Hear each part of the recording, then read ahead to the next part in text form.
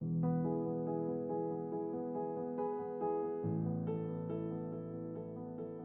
been 20 years. Tibet was so poor when I came the first time.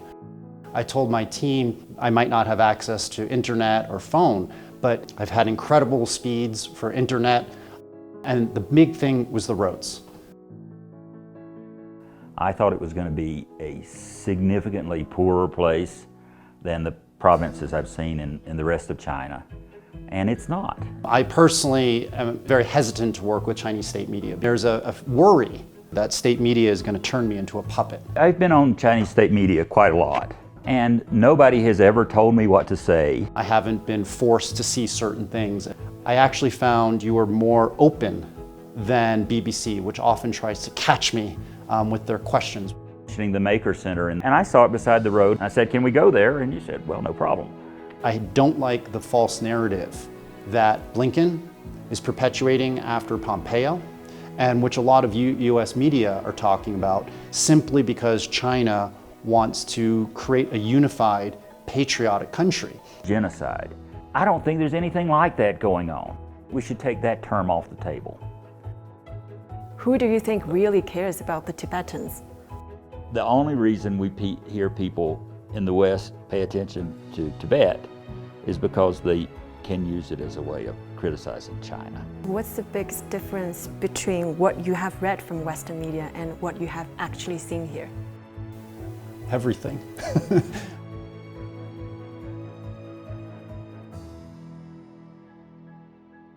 I'm Miao, and this is China Chat. In this episode, we invited two Americans to join us on our trip to Tibet. We visited historical landmarks, public institutions, and people's homes to personally see how the locals live before sitting down to share our experiences and set the record straight about what's really happening here. So guys, what made you interested in joining this episode? I wanted to see Tibet, which is a great opportunity. People from around the world want to see Tibet because they see it as the sort of the most exotic place in the world. How about you, Sean? So for me, I first came to Tibet in 2001. So it's been 20 years that I've been here, and I wanted to see the changes because Tibet was so poor when I came the first time. So I came here because I thought it was a really good opportunity to see what changes have been happening in the last 20 years. Guys, I have to ask, did you have any concerns about being invited by state media to Tibet? For me, yes. I personally am very hesitant to work with Chinese state media because I want to keep my independence, and there's a worry that state media is going to turn me into a puppet and sort of only show me the good parts of Tibet, never show me the negative parts, and control what I see and control what I say. It took me a while to actually agree to do this episode, but it's actually been quite good. I haven't been told what to say.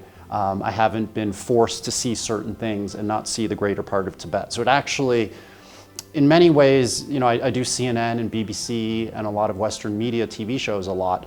I actually found you were more open than BBC, which often tries to catch me with their questions with the anchors. Thank you. How about you? No, I've been on Chinese state media quite a lot, and nobody has ever told me what to say or restricted what I say or said, "Don't tell the truth about this." That's just never happened, and I didn't think it would happen this time. So I wasn't really concerned about that. I agree with Sean that when I deal with the current Western press, they often come in with a narrative or an agenda, and they want you to repeat their agenda. They're just taking you on board, so you'll say what they want you to say many times. I haven't had that happen here. So when we started planning this trip, we've already asked both of you where you would like to go and what you would like to see. And our itinerary was based on both of your wishes. And we also make sure that you get to talk to local people freely.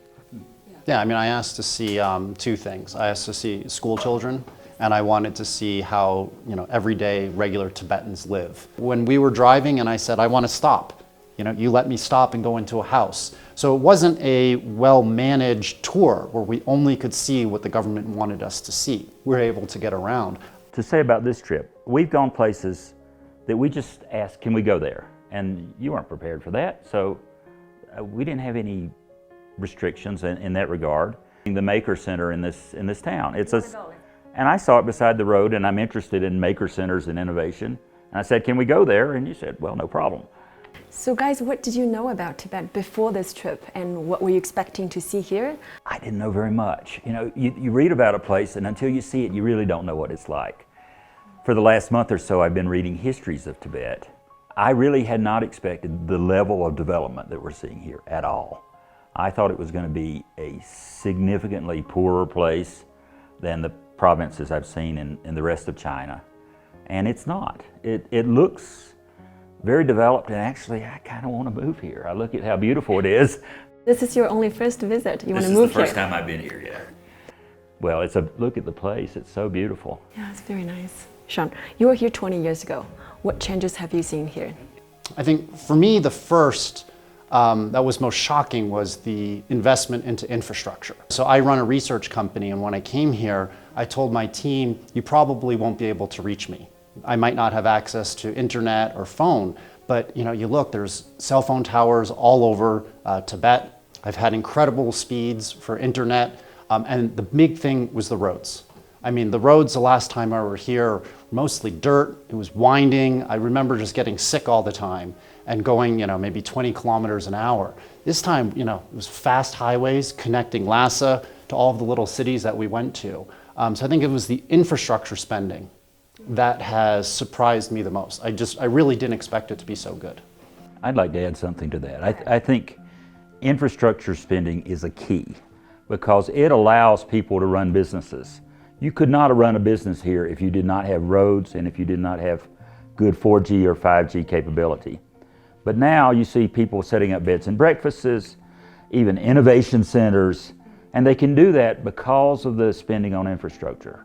I mean, we saw a huge dam that provides electricity, a new railway being built, roads all over the place. I actually spoke with an official, and he said to me, Sean, it's really expensive to fix the roads here. It gets cold, it's like negative 20 degrees Celsius during the winter, and actually, in many ways, some of the roads are not used that often because there aren't that many people out here, but we have to do it. This is what he said to me. We have to do it because we have to make the lives of Tibetans better. So the one thing China really gets right, that I wish the United States and other countries would learn from, is infrastructure spending. In many sort of remote areas of the United States, you cannot get high-speed internet, either by wireless or by wired, and there's no incentive to provide it. But we're here in a little village in the middle of Tibet, and we've got great 4G connectivity, which is really kind of amazing. Yeah, we really saw that with COVID. So many students weren't able to do home learning because they didn't have access to high-speed internet. So that's one of the failures of the American system, is that they spend so much money on war and on weapons and not enough on roads and telecom and infrastructure. It was just so dirty 20 years ago, and people just seemed so poor. I was really surprised at how healthy people looked. So what really surprised me was just how prosperous Tibet looks, and how everyday Tibetans really seemed healthy. They had access to medical care, they had access to education. That really surprised me. I was thinking we were going to be going, backward in time, and Tibet was really going to be left behind the rest of the country. Part of the problem is it's not easy for foreigners to get into Tibet. So we are not able to see firsthand what's really going on. And so the narrative that people like me are presented with in Western media is very skewed. They always talk about Tibet as being poor or having religious uprisings. So it was really good for me to be able to see what's happening on the ground. And guys, did you have any questions about Tibet that you now have the answers to? I think the first question that I really wanted to know was how well preserved was the Tibetan language. And I think it was very clear that the government is doing a pretty good job at protecting Tibetan culture and Tibetan language. So, when we went into a hospital, all of the signs were in Tibetan first, and then Chinese, and some of the signs were in English. And when I actually asked the head of the hospital, who is actually a Tibetan woman, she said to me, well, many of the doctors here actually don't even speak Mandarin because they never learned it, and a lot of the patients don't speak any Mandarin. So obviously, we have to see our patients and speak to them in Tibetan. And they actually even showed me the software that they use to write sort of the diagnoses, and that also was in Tibetan. So that part was important to me. Also, when I'm going out into little villages, all of the street signs are still in Tibetan. So it's quite clear that there isn't a policy that's stopping Tibetans from knowing their own language. Now, teaching Mandarin is also very important because that gives more job opportunities for Tibetans to be able to go to other provinces or do business with other people from other provinces. It's important to have a unified common language that everybody in one country, whether it's the United States or whether it's China, where they can all communicate. I saw that happening in Tibet. That's my question that was answered. That same sort of transition happened in European countries 100 years ago. If you go back at least 150 years ago, people in northern France and southern France could not talk to each other. But it became worthwhile for people to get the opportunities from knowing standard French. So it's natural for people to want to learn a language that creates economic opportunities for them. In China, I think every school in the country teaches English, which creates opportunities for people around the world. Students want to learn English. It's not being forced on them because it creates business opportunities for them and lifestyle opportunities. One thing that bothers me is the use of the term genocide. It's a very serious term, and it should not be minimized. It should not be used in a minimal way. It's really not killing a culture, and it's really not killing a people. I don't think there's anything like that going on. So I think we should take that term off the table. Yeah, I'm an American, and I love the United States, but I'm very upset with how former Secretary of State Mike Pompeo said there was genocide taking place in China, and how Tony Blinken, the current Secretary of State, has said the same thing without showing any evidence. I've been here most of the last 23, 24 years, and I don't like the false narrative that Blinken is perpetuating after Pompeo, and which a lot of US media are talking about, simply because China wants to create a unified, patriotic country. It's the exact same thing in the United States. When I was a school child in New Hampshire, I had to recite the Pledge of Allegiance to the American flag every single morning. Everybody in the United States, if they want to go to college, has to take the SAT in English. You know, it's just normal to have a lingua franca for people within a country. So after examining Tibet from many different angles, how would you comment on this new Tibet after 70 years of peaceful liberation? One of my regrets is that I did not see China or Tibet or any part of China a long time ago. So I cannot directly say what happened in the change. Every place I go in China, it looks developed. The highways are great, the infrastructure is great, the 4G is great, much better than we see in any other country. For me, I wasn't here 70 years ago, so I don't know what life was like, but it's clear that life is much better now than it was 20 years ago when I visited. The roads were a mess, the life expectancies were short, access to education for females and males were not good. So it's clear that the government here is making the lives better for the vast, vast majority of everyday Tibetans. I mean, that's, you know, you can't argue that point. You know, life is better for the everyday Tibetan. One of the easiest measures of development is how tall people are. And I noticed that the older people here in Tibet are very short, and the young people we saw at the high schools, they were all tall. That means they're getting enough food to eat and they're healthy. So Sean, how would you tell your 14-year-old son about today's Tibet when you go back? So what I would tell him is that he has to continue to study hard and be competitive, because the kids coming out of Tibet are worldly, educated, and they're highly motivated. So for my 14-year-old son, I'd like him to come visit and make friends with the people here and see if they can cooperate, because I think Tibet's economy over the next 20 years is really going to boom. What really struck me is it's not only Lhasa. I was really struck by this maker center we saw here in the little village of Lulong. But they have a maker center to teach students, primary students in this village, how to be innovative, how to use computers, how to use 3D printers, they used a phrase that means an innovative life, 创新生活, which means they're creating a spirit of dynamism in the young kids. And that's going to pay off over the next 50 years. These kids will grow up dreaming of being innovators, dreaming of building businesses, dreaming of taking advantage of economic opportunities. And guys, what's the biggest difference between what you have read from Western media and what you have actually seen here? Everything. I think part of the problem, Western media in general takes a very biased narrative of what's happening in Tibet and China. You get a lot of reporters, even from the top tier publications like New York Times and Wall Street Journal, they don't speak Chinese, they don't speak Tibetan, so they're interviewing the sort of same overseas dissidents all the time. And so you get a very skewed view of what's happening on the ground in Tibet. Because I was expecting originally there'd be a lot of repression, there'd be soldiers walking around. We didn't really see that. I think there are two big issues. One is not only on this issue, but on just about every issue, especially the American press has developed they push a narrative rather than do research. They have the story written before they show up in a place, and they're going to write that regardless of what they see, I think.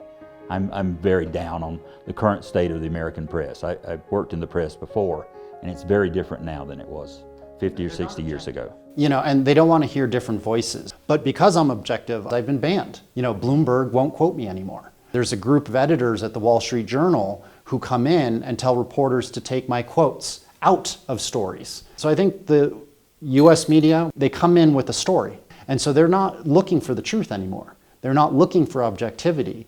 Over the last 40 years, the American media is looking at spinning a story. I've posted on Twitter some of the photos of me visiting schools here, and people say, Sean, you're lying. You went to the #1 Lhasa High School where there's 5,000 students, and you showed a video of kids learning Tibetan. You showed Tibetan textbooks, but people actually said on Twitter, Sean, you're lying. It's all a Potemkin village. It's all fake, it's all staged. The government forced all 5,000 students to just be ready somehow for when I happen to just walk into a classroom on my own and say, they're learning Tibetan. That's ridiculous. Sean, I have a follow-up for you because you tweeted about what you saw and learned this past week, and I noticed you have been attacked by many on Twitter. So do those hateful comments and personal attacks bother you? No, I think, the hateful attacks on me on Twitter, for the most part, don't bother me because it's important that the truth be told. Now, I definitely have suffered professionally, but you have to be honest. You have to be objective, and I feel that I'm lucky. I'm able to show the rest of the world what's really happening in China. But it does impact me when some friends, when some family, don't believe me. They'll sit there and say, well, the New York Times writes this about Tibet, so you're obviously lying, Sean. Because it's just you against New York Times. It's hard. It's me against the New York Times. What's weird to me is a lot of Americans will say, the New York Times is fake news, except for when it comes to China. And it's a conversation I have almost weekly. And so when I've been tweeting about my trip here, I did have someone who's known me since I was a baby message me and was not, I would say, polite in how he had discussed my tweets. And I'm not sure he's ever been to Tibet.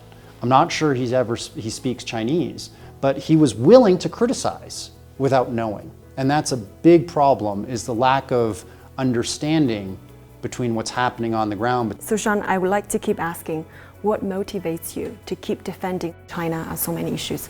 I think what motivates me is to get the truth out there. It's not necessarily about defending China, it's about saying what's really happening on the ground in Tibet and the rest of China, so that the rest of the world knows China's government and the Chinese people aren't evil. I want the truth to get out there. And the reality is the government's doing a really good job right now. That to me is the key, because I've always wanted to be a bridge between the United States and China, because I feel that the whole world wins if China is successful and the United States is successful and they cooperate together. I'm really frustrated and saddened and worried about not just a Cold War, but a hot war, emerging between the United States and China, because people in DC are just hysterical about China's growth. You know, anytime I say anything good about China, I get attacked. The truth has to get out there, and that's why I keep doing what I do. So guys, as foreigners living in China for many years and after spending a week here, what would you say are the common misunderstandings or misperceptions about Tibet? There are a huge number. One problem is, we've just talked about there's some narrative in the press that's negative about it. There are also honest mistakes. China changes so fast that anybody who writes a book about China, it's wrong by the time it gets published. I mean, I keep hearing, even today, I hear people say, China's development is only in a few coastal cities and the rest of it's desperately poor. People still say that, and they believe it because they read it in a book. And it may have been true 20 years ago. But now we're in one of the most remote areas of China. There's a lot of development here. So things change so fast. It's such a dynamic economy that people need to realize that China's changing, China's developing. One thing I would recommend for the rest of the world is, well, at least for my own country. I'm an American, I love the United States. One of the reasons I want people to understand what's really going on in China is that the United States has wasted so many resources over the last 20, 30, 40, 50 years getting into stupid wars and pushing for changes in other countries that we don't understand, where we should be concentrating on our own problems. We need a lot of transformation in the United States, and we should be focusing on that. And one of the things that drives me crazy is that the United States, the median real wage, average wages of average people, have not gone up in 40 years. You've had a massive transformation of wealth going from labor to capital over the last 40 years. We need to concentrate on fixing that, rather than trying to somehow fix China or fix Myanmar or fix any place in the world. I think one of the biggest misconceptions people have about Tibet is that the everyday Tibetan is oppressed, that they can't practice their religion. I think we clearly saw pilgrims, going to the most holy sites in Tibetan religion. And I think that there's a misconception that Tibetans aren't optimistic.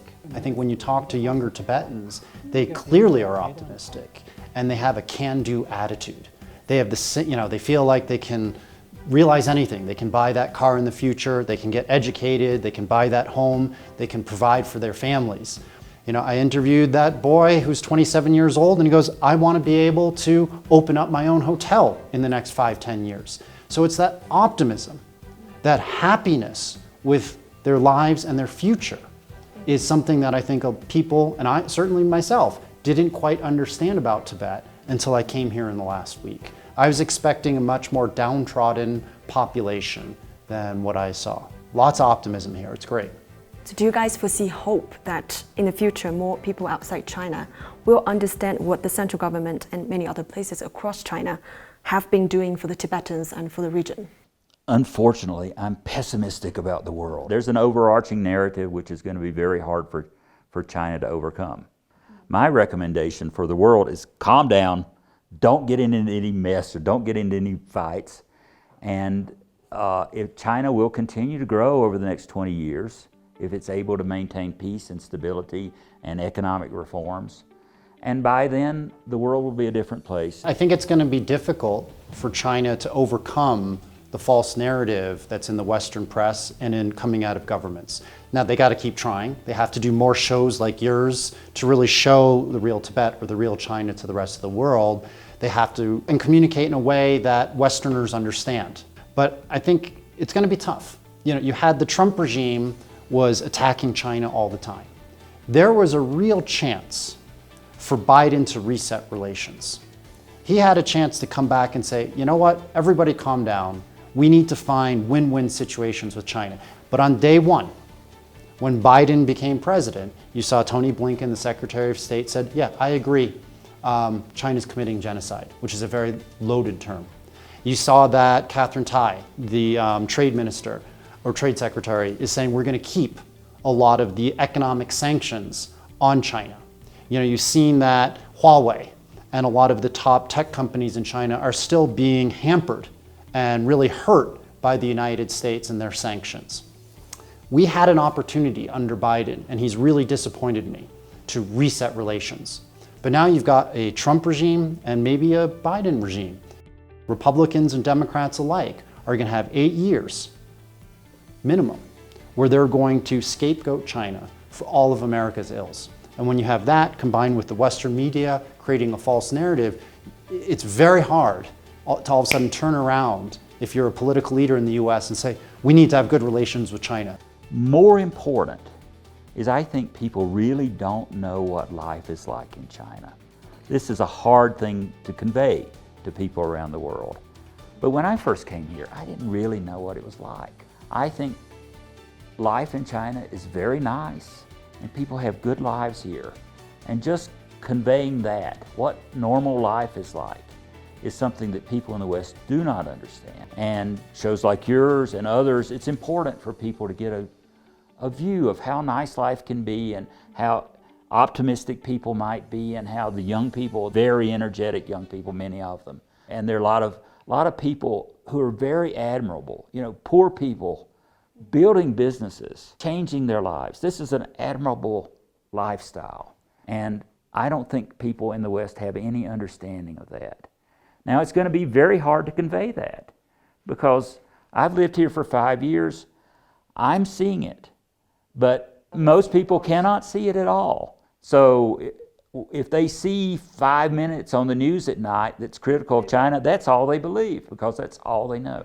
So that's something, you know, I think shows like yours have the ability to really change the perspective of Westerners, right? You can get guests like us, you know, well-spoken narrator, you know, hosts like you, and you can show the good of Tibet, but also, like we did, some of the poor people. That's a really important story that China's media and China's government needs to get out into the world, the good and the bad.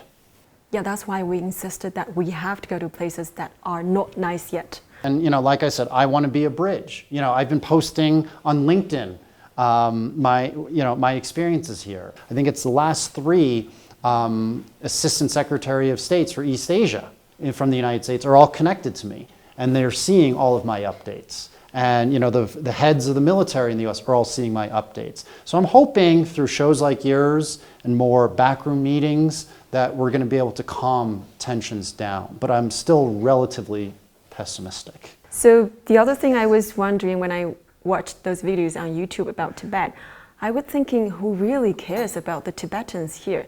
So do you guys have any answers to that one? Look, people around the world don't wake up in the morning thinking about what's happening in Tibet. They have very little information about it.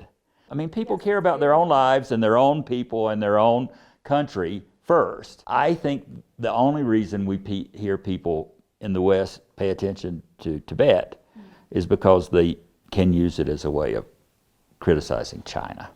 That's the main reason they actually care about Tibet. I don't think people really care about people on the other side of the world in any case. Very seldom do they really care. I think mostly intervention around the world is for strategic reasons rather than so-called humanitarian reasons. I think people want to feel good about themselves. And so they want to fight for the rights of people that they think are being hurt. And I think when it comes to Tibet, it's really not based off of actual knowledge. The 14th Dalai Lama, when he left Tibet, you know, he was paid about 1.7 million US dollars a year from the US government. And they pay that for a very long period. So the US government did that to try to destabilize China. The Dalai Lama did this because he was able to get a lot of money. You know, he hobnobs with Hollywood stars like Richard Gere. And when you have that, it makes everyday people say, I want to fight for the Tibetans, even though they don't really know what's going on.